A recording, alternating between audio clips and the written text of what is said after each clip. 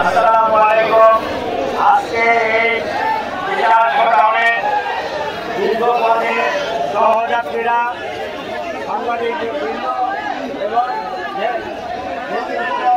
আসসালামু আলাইকুম। ওয়ালাইকুম আসসালাম। আমি প্রথমে আপনাদেরকে আমার নেতা ভারপ্রাপ্ত চেয়ারম্যান তারেক রহমান সাহেবের পক্ষ থেকে সালাম জানাচ্ছি।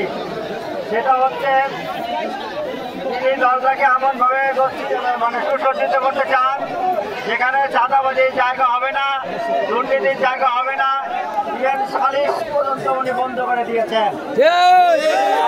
আগামী দিনে কোনো নেতা কর্মী কোনো ধরনের দুর্নীতির সাথে সম্পৃক্ত হয়ে তার বিরুদ্ধে আজ হোক কাল হোক ব্যবস্থা নেওয়া হবে।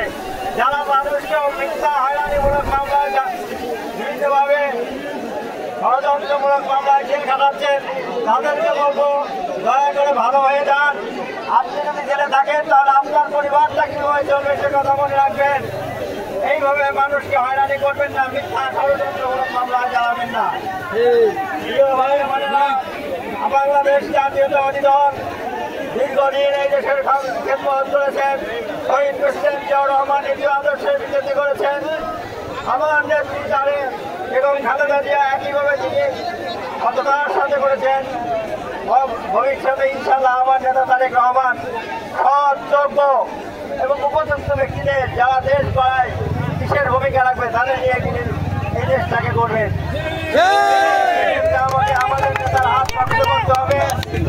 আর একটা বিষয় হচ্ছে আমাদের সবাইকে নীতি থেকে দূরে থাকতে হবে। একটা কথা মনে রাখতে হবে, ফেরাউনের হাত খুব বেশি লম্বা না, খুব দ্রুত শেষ হয়ে যায়। আমরা কিন্তু আদর্শের ভিতরে থাকবো, কারো বিরুদ্ধে ষড়যন্ত্র করবো না। আবার যদি কেউ ষড়যন্ত্র করে আমাদের ক্ষতি করার চেষ্টা করে তাকে আমরা রুখে দেবো ইনশাআল্লাহ। সুন্দর একটা গোপালগঞ্জ করতে চাই, যেখানে কলকারখানা হবে, শিক্ষা ব্যবস্থা হবে, তারপরে আপনার হসপিটাল হবে, মানুষের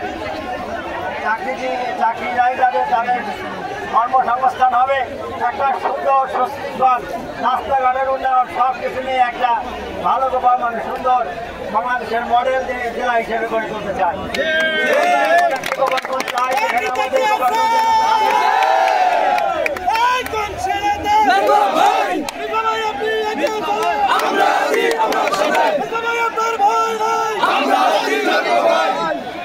আমরা এমন একটা গোপালগঞ্জ গড়ে তুলতে চাই যেখানে কোনো ক্ষুধার্ত লোক থাকবে না, যেখানে চাকরিজীবী নাই এমন লোক থাকবে না, মানুষ অসহায়তার অবস্থা থাকবে না, কোনো অন্যায় অবিচার হবে না। সেই রকম একটা গোপালগঞ্জ এবং এখান থেকে শুরু হয়ে বাংলাদেশের অন্য জেলার যে হ্যাঁ ওই গোপালগঞ্জের মধ্যে আমাদের জেলাটা চাই, এটা থাকতে হবে। আমাদেরও যেমন আমাদেরও ইচ্ছা থাকতে হবে, আমার দলের ইচ্ছা আছে এবং আপনাদের যারা আমার এই গোপালগঞ্জবাসী আছেন তারাও সেভাবে এগিয়ে আসবেন ইনশাআল্লাহ। আগামীতে বাংলাদেশ জাতীয়তাবাদী দল সরকার গঠন করবে ইনশাআল্লাহ।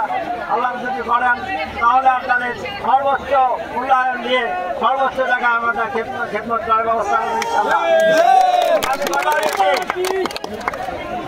আমি কথা দিচ্ছি, আমি কোনো স্কুল কলেজে সভাপতি হব না, কোনো সভাপতি হওয়ার ব্যাপারে কাউকে মনোনীত করবো না এবং কাউকে শক্তি প্রয়োগ করবো না, তবে উন্নয়নের পাশে থাকবো ইনশাআল্লাহ সর্বক্ষেত্রে।